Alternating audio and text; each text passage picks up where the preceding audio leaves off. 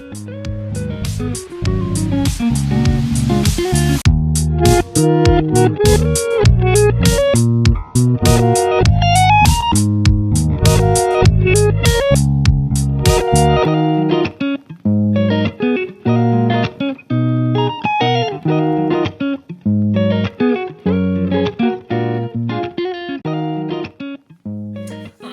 back to my film and TV channel. Yes, we've got something I was looking forward to watching. I've seen a lot of good reviews for this. It's took me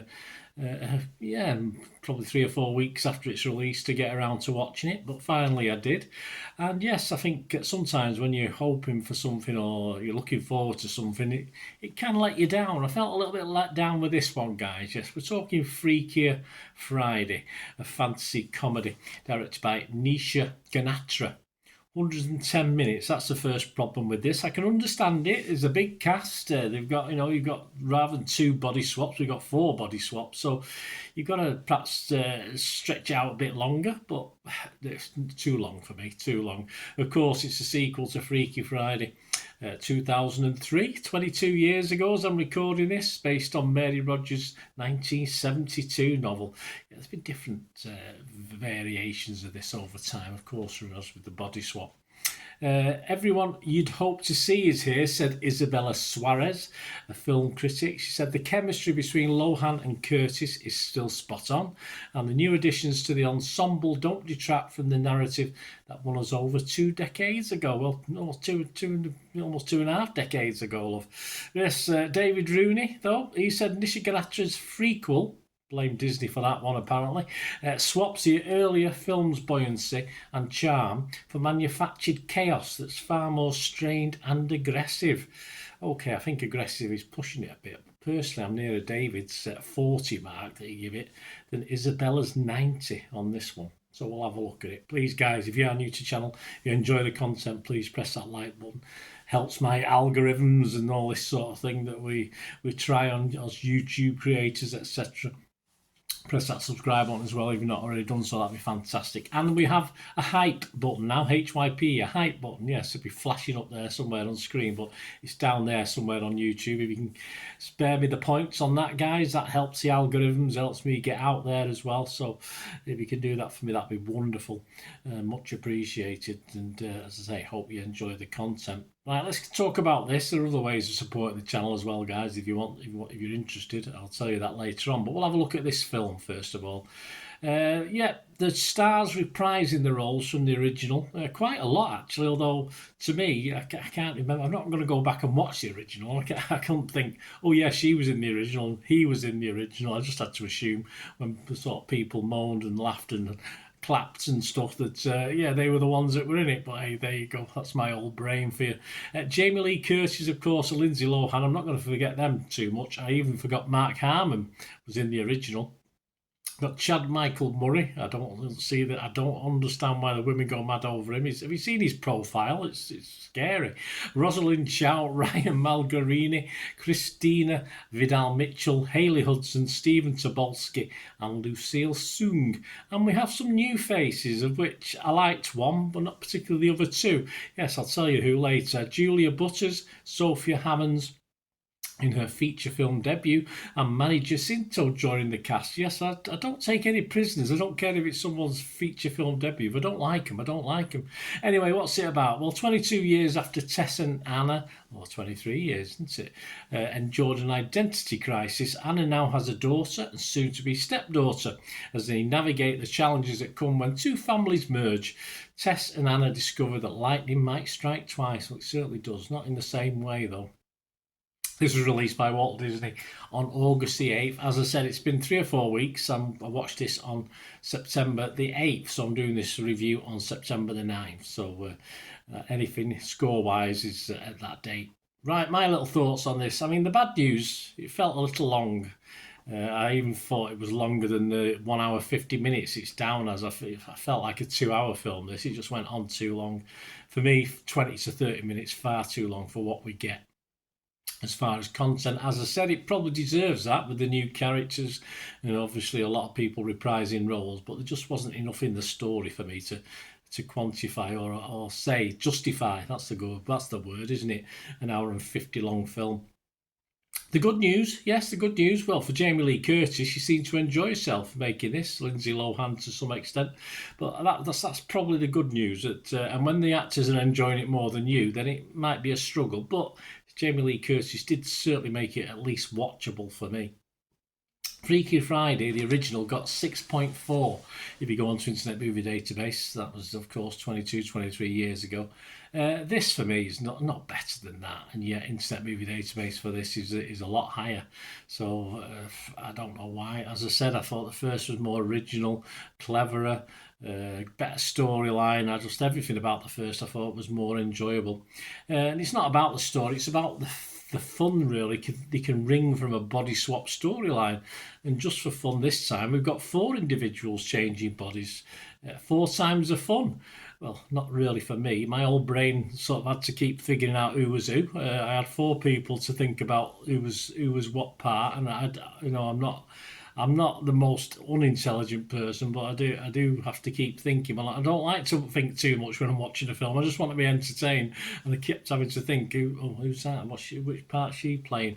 Again, my old brain. You probably didn't have any trouble whatsoever with it, but dealing with 4 people was a bit too much for me, especially when you got 2 of the characters I wasn't really that bothered about. In fairness, I was just interested in the original 2. The other 2 may as well not been there for me.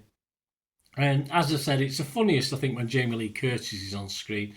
She enjoys it, and we mainly enjoy her bits as well. Some great little scenes within the hour and 50 minutes. Not enough of them, but there are some good scenes and some funny moments when Jamie Lee Curtis is involved, and to a lesser extent Lindsay Lohan, but the 2 of them, the chemistry between the 2 is always very good anyway.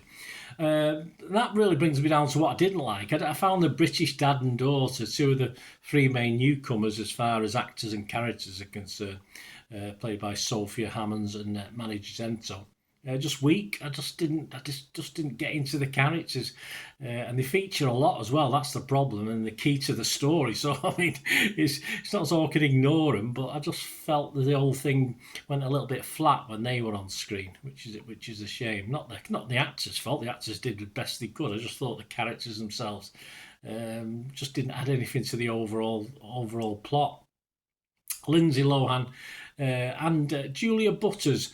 I like Jamie a good watch. I like Julia Butters, I must admit. I thought she played a great part in this. But as stated, the funny bits mainly involve Jamie Lee and Lindsay Lohan. Julia Butters a bit more. I've seen her before in other things. I like her. I think she's a good actor, and she's perhaps underused in this, I thought, at times. And yes, of course, screen daughter Lohan's screen daughter played by Lohan and Jamie. It was always better, that chemistry between those 2 when they were on the screen. Stephanie Zacharek from Time magazine only scored this 40. She didn't like it. She said, Freakier Friday is a movie that manages to humiliate everybody. It appears to exist largely for one reason, to grift off the fondness many adults have for the original, even though the sequel has none of that picture's breezy, observant charm. I think Steph is a bit harsh, but I'm with her. A bit like David Rooney, I quoted early on at the top of the show.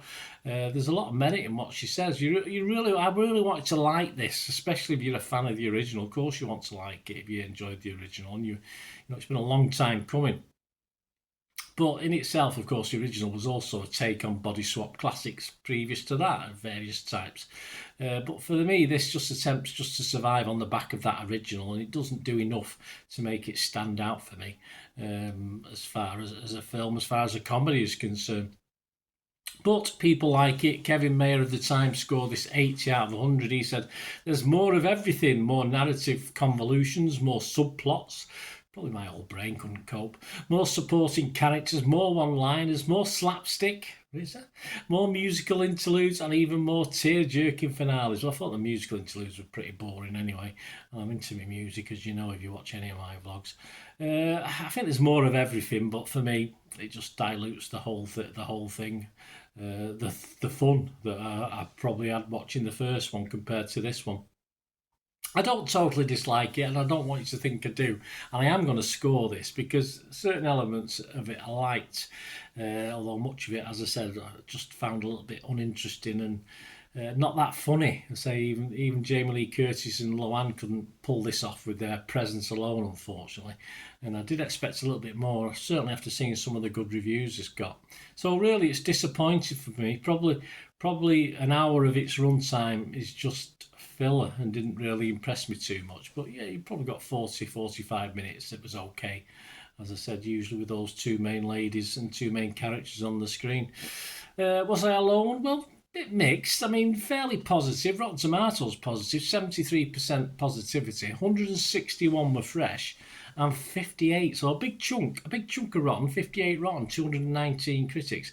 Now, I have gone for fresh, but it's a 51-49% situation for me. I could have easily gone for rotten as well, but I'll be kind. I'll give it a fresh rating, so I'll make that 162 fresh. The consensus of the Rotten Tomatoes website read, Freakier Friday doesn't reinvent the original story so much as it swaps the formula around for a frothy good time, with Jamie Lee Curtis and Lindsay Lohan easily slipping back into roles that fit them like mixed and matched gloves. Yeah, well, a bit more of them, a bit less of some of the other characters for me. Metacritic, yeah, not convincing, but positive. 42 critics, 22 were positive, and 20 were mixed, so almost as many mixed. So a bit like me, I'm mixed on it. So we'll make that 21 mix, so that's 43. So there's no negatives, and I can't be negative on this. As I say, that's why I went fresh on Rotten Tomatoes. I don't think it's fair to say I'd be negative. About Joe Public, well, Joe Public are generally okay. Rotten Tomatoes audience, 4.5 out of 5. They like it. Metacritic users, only 5.6. So not great. But Internet Movie Database is the one that really counts at the end of the day. As I said, the original Freaky Friday is at 6.4 at the moment, and this has got 6.9 with almost 1,500 scores and reviews. So I think that might drop slightly, but I still think this will be more appreciated than the first one. I don't think that can be right. I'm sorry. I don't think this is better than the first one. It's 20 odd years later, another generation scoring this, so that's probably why. But I don't think that's fair. I don't think it's reflective of the film I saw anyway. So my score, yep, I am gonna give it a score. I'm gonna sit at the fence. My splinters in the bum score, 5 out of 10, because of Julia Butters. I liked her role as well as the two main ones that I liked anyway, Lindsay Lohan and Jamie Lee Curtis. Nearly forgot then.